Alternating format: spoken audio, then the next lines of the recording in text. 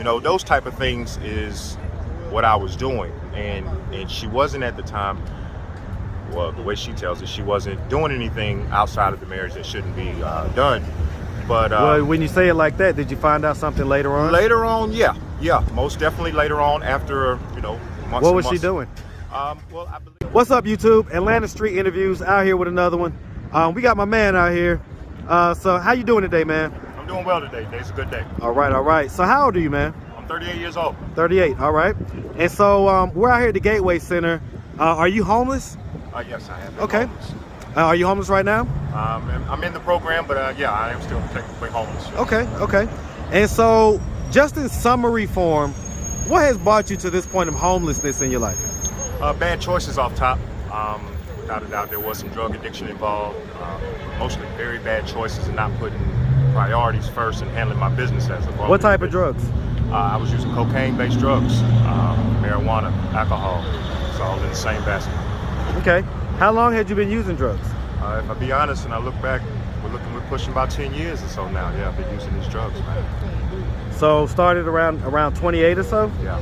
What do you think made you start at 28? Because a lot of people start drug use a lot earlier than that. I may have experienced a little earlier than that, but I'm talking about spinning out of control at that point. Okay. If I had to try to put my finger on what drove me to do it, maybe curiosity got me in the door. At first it was fun. The fun ended really quick, and then it just became the madness and the sadness and drama. Okay. So I'm gonna start from the beginning, man. Where are you from? I'm from Florence, South Carolina. All right. And so you're from South Carolina. Did you grow up with both your mom and your dad? I grew up with a very strong mother in my life. Okay, so your mom, was your dad around? Yeah, when I was taken to see him or things of that nature, he was there periodically, in and out. Times. Okay. And so, how many siblings did you have? I grew up with 2 siblings, a brother and a sister. And where are you in the birth order? I am the baby. Okay, so you're the baby. Yeah. Alrighty. And so, would you say growing up that you had a fairly normal childhood? Yeah, I grew up excellent. Wasn't a struggle or anything of that nature. I grew up normal childhood, yes. Did you like play sports and all that type of stuff? Yes, I did. Did you graduate high school? I did graduate high school as well. Yes, I did. Okay. Any college? I went to a technical training school, and right about in that time, that's when I was independent at that point. I had already lost my mother at that point, so I kind of felt like it was me against the world. I met some individuals from different areas that were all in school, and that's where the just started learning and seeing too much that I wasn't ready for at the time. Okay. Do you have any kids? Negative. I ain't got no children. If I got them, I don't know about them. She went one way, I went the other. Who is she? That's what I'm telling you now. Oh, okay. Just whoever it was. Have you ever been married? Yeah, I was married once upon a time. 2011. I met a great female individual, and we got married. But to be honest, I personally wasn't ready for what marriage requires, a commitment and to be there, to be dependable and things of that nature. The drugs were affecting my life, in and out of the system, things of that nature. So marriage can't stand like that. Were you already using the drugs at the time you guys got married? Yeah, I had already been using the drugs on a heavy basis at the time when I encountered my wife. How old was she? She was a little older than me. I think she was about 42-ish when we first met, yeah. She was 42 when you guys first met? Yeah. And how old were you? I was 27-ish or so, like that, yeah. So she was kind of, about 15 years older? Yeah, that's correct. Okay. Was she using drugs as well? Negative. Okay.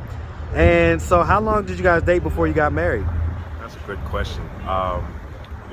It was very brief. I believe when we encountered each other, we fell head over heels in love, infatuation and all that stuff combined. Less than 90 days later, we were married. So that's kind of like, that age for women is said to be, the time in their life when they almost have the highest libido, when they want sex a lot. And it could be said the same for a 27-year-old man. Would you say that that's kind of where you guys bonded, was like a heavy sexual nature, or was it other stuff? No, it wasn't just basically no on the heavy sexual level. The sex was great, the sex was good, both ways. But the thing about it is that we had a interconnection. We really connected mentally and spiritually at the time, and so it wasn't based just on no sex. Did she know that you was using drugs? She had an idea, but at the time when we encountered, I wasn't in a drug spiral. I had some stability in my life at that point, and after a time period of us being together, I started slipping back down the rabbit hole, so to say. So yeah, that's when. How long were you guys married before you got divorced? We were married for a total of 6 years. Started going bad, so let's say 4 years we were together, and then after there was a time where I got locked up. So while I was gone and I was locked up, that's when we came up with, hey, let's go ahead and get the divorce. Let's do it legit. Why'd you get locked up? Bad choices, man. What made specifically? What was the charge? I was with a first cousin riding in a stolen vehicle, in Augusta, Georgia, and police got behind us. Hell, he was driving, he didn't stop, so therefore we was on a high-speed chase, and boom, jumped out and ran. Bad choices, man. But you got how much time did you do for that? They gave me a 3-year sentence. You have to do a certain portion of the total period. It was non-violent, so I did about 18 months or so, right at 20 months. And so the marriage couldn't survive that 18 months? It could, and it was there, but you're talking about out of sight, out of mind. You're talking about she's still in Carolina. I'm in Georgia now doing time. I'm dealing with issues in the system where I'm trying to control from back there. I'm trying to question from back there, and that wasn't my position. So you thought she was cheating? It wasn't about what I thought. It's just the fact of out of sight. I mean, not being able to know. Maybe I did have some insecurities at the time because hey, she's out there. I'm locked in here. We were communicating through telephone and visitations and things of that nature when we were able to make it happen. But I just pushed and pushed and pushed, not realize that I was really literally pushing her away. So I did that when I was locked up. I did that. Yeah. So you feel like it was your insecurity and I guess pushing about maybe the possibilities of her cheating or dealing with other guys, and that kind of pushed you to be insecure and eventually, I guess, decide to get divorced? Well, okay. So you want the real story? So basically, like I said, I was on the inside. I'm trying to force or control things on the outside. I'm trying to question on the outside, which you can't do. You understand what I'm saying? And it built up her level of frustration. She's tired of this. I mean, if anything, I should have been calling about, hey, how you doing? Hope your day was great. Telling her things to make her feel good. Give us an example of what you were trying to force. Well, where you at? Or what you was trying to control. Where you riding now? So we telephone conversation. Well, I'm out riding. I'm going here, going there. Well, where you coming from? Well, you need to be headed back home. Those type of things is what I was doing, and she wasn't at the time. Well, the way she tells it, she wasn't doing anything outside of the marriage that shouldn't be done. But well, when you say it like that, did you find out something later on? Later on, yeah, most definitely later on. After months. What was she doing? Well, I believe it was a coworker. She likes to go to the gym a lot. She's very into fitness and things of that nature. So either it was a gym partner or it was a coworker. She started, having dinner. So there was a point where I was calling from back there, and I know she was off work, and she ain't picking up the phone. And I may have called 50 times back to back to back, and sin.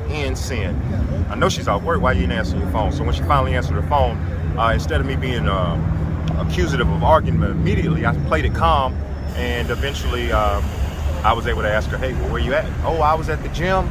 The phone was in the locker, da-da-da-da. I said, okay, cool. So she said, well, I'm walking out of the gym now. I said, cool. I said, listen, if you walking out of the gym now, do me a simple favor. You should be in the parking lot. Turn around, take a picture of the front of the gym, send me the picture. Yeah, she wasn't able to do that. She wasn't at the fucking gym. So therefore, she was forced to come clean. So that's when her first admittance of interacting with others. Was that the only infidelity? Yeah, that was the infidelity that broke the camel's back. I ain't going forward. Was there any more infidelity? Not that I know about, not that I care about it. Was there any infidelity on your part? Negative. The whole time we were together, I never cheated on her. I never assaulted her or beat her in any type of way. So those are two things I can say. Okay. Are you still using drugs? Negative. Okay. On the off chance that she were to see this, do you think that she will want you to not be homeless? Without a doubt. Her heart still cries out for me. We're still in communication. We moved on, but we're still in communication. She's been nothing but good for me, and for my well-being, my health, and things of that nature. Yeah, without a doubt. So, I mean, why can't you stay with her? Like I said, I got my own issues to where I've built up defenses. I could interact with her. I could spend time with her, quality time and all of that, but I don't want to go back to the feelings and emotions and all that there. I ain't built for that, you know, when it comes to getting hurt, you know. This was my first long-term relationship type thing, and nah, That was your first long-term relationship? Yeah, of that nature, yeah. Marriage and commitment and one single individual, yeah, without a doubt. So it's me. I'm not interested. Is it a commitment phobe due to maybe abandonment issues? Say it one more time. So some would say that, you know, your dad, maybe you felt abandoned by your dad. Maybe when your mom passed away, you felt abandoned by her passing. And that it might be what they call abandonment issues, that the idea of someone leaving you hurts so much that you don't even want to broach the subject. You don't even want to think about possibly, you know, putting yourself out there again. No, I'm gonna say no.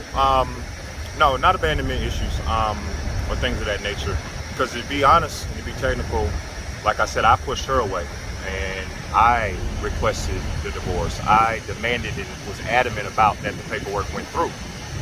So that was on me. I did that. I pushed that. It wasn't her asking for the divorce. So she wanted to stay married? She would, yeah. She probably, yeah. She was waiting on me to come home, yeah. When's the last time you talked to her?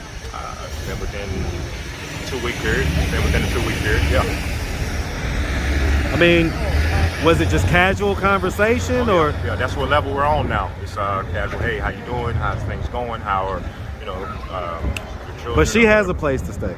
Yeah. Does she have kids? She has kids. Another marriage prior to me interacting with her. Okay, so while you guys were married, you was a stepdad. Her kids was grown at that time. Okay, I ain't playing so no stepdad. her kids are grown now as well. Yeah, I ain't playing no stepdad. No. Okay, so, okay, I mean, you know, I guess I would think that maybe getting along with her would maybe be better than living out on the street. It would, but like I say, when there's so much history or past or hurt between two people. I mean, is it just the infidelity that's the source of the hurt? And for me, yeah, that was the straw that broke the camel's back. I ain't going for it. I'm not going to tolerate it. What other things were a problem within the relationship? From her end, I can't come up with any others. From your end? From my end, the drugs started driving a wedge between us. The incarceration definitely drove a wedge between us. And at the time, like I say, drugs affect you in all type of ways. So therefore, I wasn't able to be dependable. Therefore, I wasn't able to be supportive financially, emotionally, whatever she may have needed in those areas, I was lacking. Okay. All right, man. Well, listen, we really appreciate you having this discussion with us. Yeah. Listen, if there's anybody out there that wanted to either reach out or possibly donate, do you have a Cash App or, you know, social media or anything like that you want to, you know, put out there and people might, you know, hit you up? You know, just actually, if anything, if whoever's watching this, I just like to speak from the heart right now. Listen, these streets ain't nice to nobody. You know, the streets may always accept you, but they don't got to be kind to you. If you ever find yourself down on your luck and you're out here in these streets, go, be humble, be honest, get you some help. Man, it only gets worse, and it only gets worse. You know, and just get you some help, man. Be honest with some folks. There's places out here that are willing to help you, churches and things of this nature. These streets ain't nice to nobody out here. Hey, listen, we appreciate you, man. Wish you all the best of luck. Make sure you have a good one out here, all right? Yeah. All right, man.